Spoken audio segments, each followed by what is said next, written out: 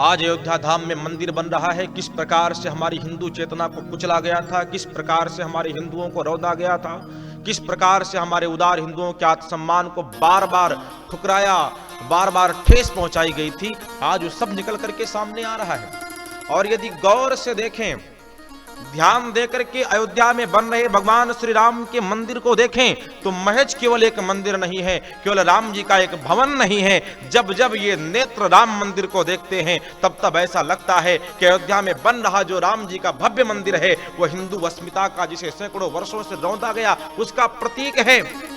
हिंदू आत्मसम्मान जिसको वाताताइयों ने कुचला था, रौंदा था, जिन उदार हिंदुओं के आस्था को ठेस पहुंचाया गया था, उनकी बार बार जो अस्मिता कुचली गई थी वो लौट करके सामने आ रही है। ये मंदिर श्री राम का मंदिर हिंदुओं की उन चेतना का भी एक प्रतीक है। आज हमारा जो राम मंदिर बनकर के तैयार हो रहा है, ये भगवान श्री राम का मंदिर हिंदू पुनर्जागरण की एक उद्घोषणा है। ये भगवान श्री राम का मंदिर हिंदू पुनरुत्थान की एक घोषणा है। ये भगवान श्री राम का मंदिर हिंदू आत्म सम्मान का एक सूचक है। प्राचीन अस्त हिंदू धर्म का एक नया सूर्योदय है जो अयोध्या में भगवान श्री राम के भव्य राम मंदिर निर्माण से निकल करके विश्व को आलोकित करते हुए दिखाई पड़ रहा है। वो राम मंदिर कोई साधारण मंदिर नहीं है, खोई हुई हिंदुओं की अस्मिता है लौट करके वापस आ रही है। उन माताओं के बेटों के बलिदान हैं जो आज निकल करके सामने आ रहे हैं। जो कोई 5 वर्ष में जाकर के शहीद हो गया, कोई 50 वर्ष में जाकर के शहीद हो गया। न जाने कितने वृद्धों ने, कितने युवाओं ने, कितने बच्चों ने अपने सीने पर गोली खाई थी, और वो बलिदानी, उनकी सच्ची श्रद्धांजलि आज भगवान श्री राम के मंदिर बनने के बाद में मिल रही है। हमको आपको प्रसन्नता नहीं होगी तो किसको प्रसन्नता होगी?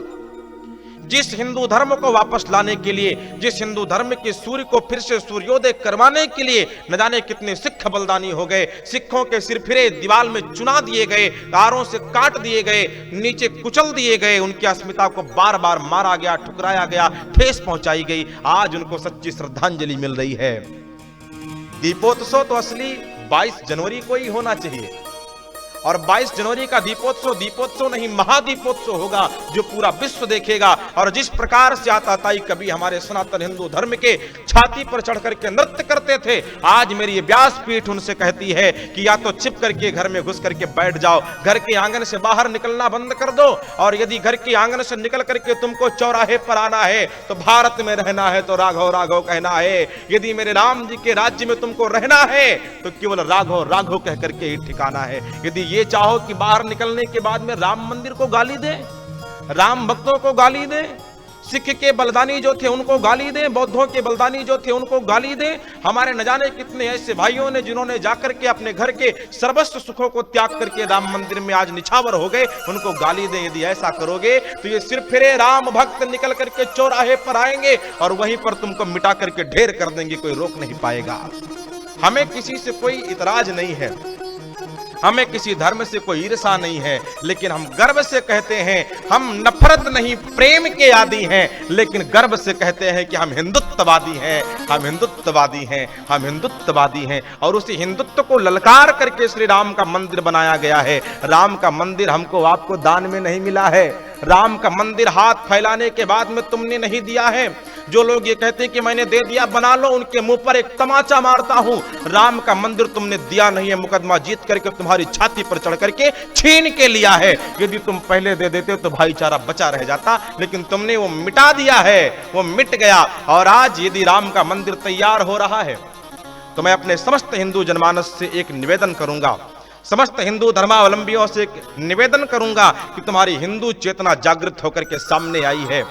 कभी साध्वी ऋतंभरा जी के जो शब्द निकल करके बीच बीच एक एक चौराहे, एक एक गली पर निकलते थे, भारत की वो नारी, वो मातृशक्ति साध्वी ऋतंभरा, जिन्होंने हिंदुओं के भीतर एक पुनर्जागरण और पुनर्चेतना को जागृत करने के लिए अपने उम्र को बलिदान दे दिया। ऐसे ऋतंभरा जी की बलिदानी, ऐसे ऋतंभरा जी का त्याग आज निकल करके सामने आ रहा है। न जाने कितने ऐसे हमारे पूर्वज थे, उनके त्याग सामने आ रहे हैं, और उनके त्याग को ऐसे व्यर्थ में जाने दोगे क्या? बिना कोई उत्सव मनाए ऐसे जाने दोगे क्या? आज तुमको उत्सव नहीं महोत्सव मनाना चाहिए। और समस्त हिंदू धर्मावलंबियों से कहूंगा कि अपने धर्म को और मजबूत और प्रगाढ़ करने के लिए, और एक खंभ गाड़ने के लिए अपने घर से चौराहे तक, मंदिर से चौराहे तक एक यात्रा निकालना, ढोल बजाना, मृदंग बजाना, नृत्य करना, डीजे बजाना और राम जी की झांकी को तैयार करना, अपने घर की चौखट पर, घर के आंगन में शाम को, सुबह, दोपहर घर के छत पर एक राम ज्योति जलाना और पूरे विश्व को एक संदेश देना कि आज पूरा विश्व खंड खंड में बटा नहीं है। आज राम जी के मार्ग में आकर के वो चाहे जिस संपंथ संप्रदाय का व्यक्ति हो, वो राममय हो चुका है, वो राम ज्योति में लीन हो चुका है। अब पूरा विश्व राममय, श्री राम जय जय राम, श्री राम जय जय राम का नारा लगा रहा है। तो तुमको भी राम ज्योति जलानी होगी, तुमको भी यात्रा निकालना होगा। और यात्रा में याद रहे, डर करके यात्रा नहीं निकालना है, क्योंकि डर करके हमको मंदिर नहीं मिला है। यात्रा तुमको निकालना है, उन चौराहे पर जरूर जाना है जहां पर आतताई घुस करके बैठते हैं। उन चौराहों पर तुमको जरूर जाना है जहां से तुमको डराया गया था, कभी धमकाया गया था, और वहां पर जाना नहीं है। वहां पर रुक करके मृदंग को बजाना है, ढोल को बजाना है, डीजे को बजाना है, और वहां पर नृत्य तुमको सबसे ज्यादा करना है और उनको बताना है कि तुम कभी हमारे छाती पर नृत्य करते थे और आज हम तुम्हारी छाती पर नृत्य करने के लिए आ गए हैं। सह सको यदि प्रतिघात मेरा, मुझ पर आघात तभी करना, भयभीत पराजय से यदि हो रण की शुरुआत नहीं करना। सब लोग राम जन्मभूमि की तरफ बढ़िए। बोले जय श्री राम। जय श्री राम।